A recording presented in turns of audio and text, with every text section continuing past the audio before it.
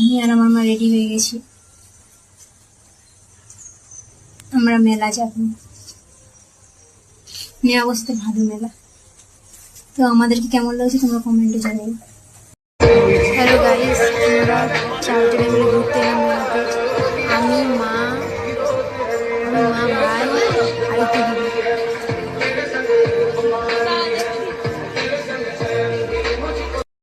Hello guys, আমরা ভাদু মেলায় ঘুরে ঘুরে দেখছি জিনিসগুলো।